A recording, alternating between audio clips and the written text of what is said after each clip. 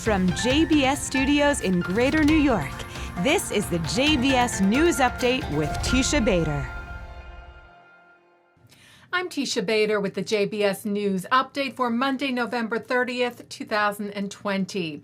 Israel welcomed the first commercial flight from Dubai on Thursday. Fly Dubai arrived at Ben Gurion Airport, boarded some 200 Israelis, and then took off for the Emirates, landing safely in Dubai. The first commercial flight to Israel by the UAE's state-owned airline.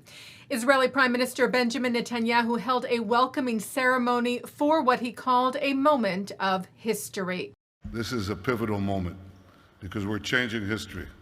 It's not that we're marching forward, we're flying with breakneck speed into a new era that is now clearly changing the Middle East, changing the future of our peoples.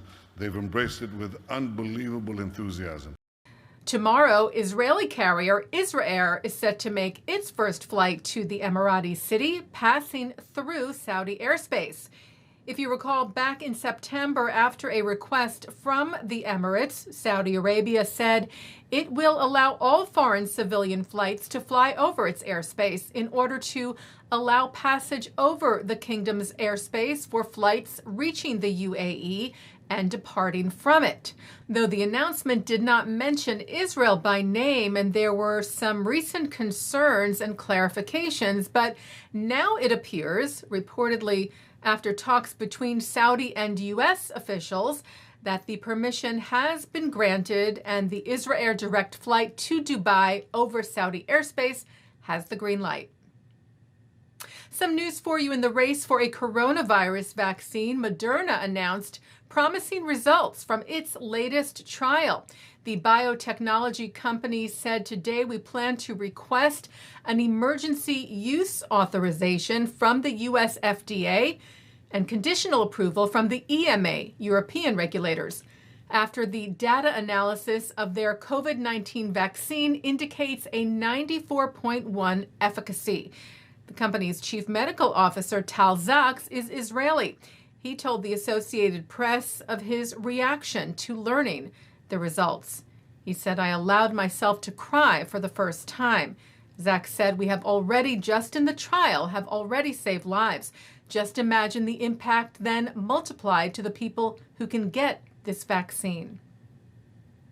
Well, today, November the 30th, marks Jewish Refugee Day, adopted by the Knesset in 2014 as a day of commemoration for the 850,000 Jewish refugees who were driven out of Arab countries and Iran in the years following the establishment of the State of Israel.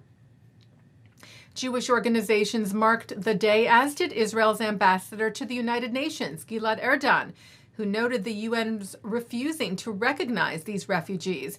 This, he said, must change. Erdan said he will lead a diplomatic campaign to pass a resolution that will finally recognize the Jewish refugees deported from Arab countries and Iran and give appropriate expression to their heritage and culture. Janet Yellen will make history once again. Yellen, who is Jewish, was the first woman to serve as chair of the Federal Reserve. Well, President-elect Joe Biden's transition team announced today that Janet Yellen is nominated to serve as Secretary of the Treasury. If confirmed, she will be the first woman to lead the Treasury Department in its 231-year history. Canada announced its first envoy to combat anti-Semitism. The Jewish former Canadian Justice Minister and a human rights activist, Erwin Cotler. Prime Minister Justin Trudeau said last week we must never forget the painful lessons of the Holocaust or the memories of those who lived through it. As our first ever special envoy on preserving Holocaust remembrance and combating anti-Semitism, Erwin Cotler will promote Holocaust education, remembrance, and research.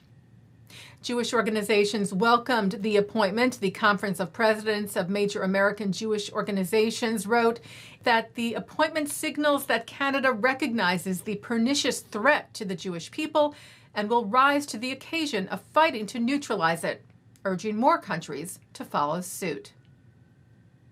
Israeli rhythmic gymnast Linoy Ashram has once again proven she is a champion.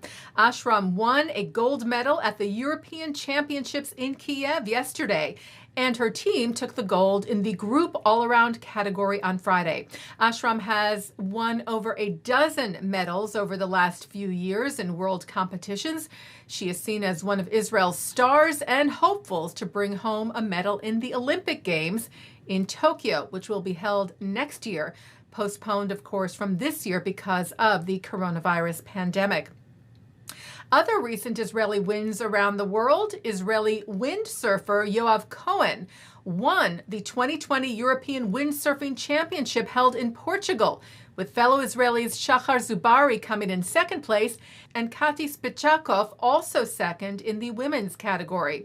And Israel's Peter Palchik won the gold at the 2020 European Judo Championships in Prague.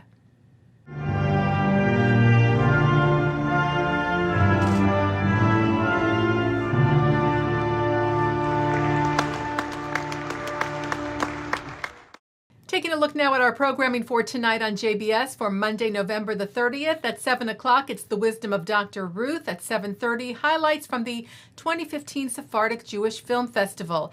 At 8 o'clock, Jane Gerber discusses her book, Cities of Splendor in the Shaping of Sephardi History, from the 10th to 17th centuries, in a program by the American Sephardi Federation and Arthur Schneier program at Yeshiva University. At 9 tonight, Mark Golub sits down with Rabbi Emeritus of Congregation Sharith Israel, the historic Spanish and Portuguese synagogue in New York City, Mark Angel, on L'chaim. At 10, Jewish comics Jackie Hoffman and Judy Gold explore Jews and the American punchline. And coming up next, it's Good Week, Israel.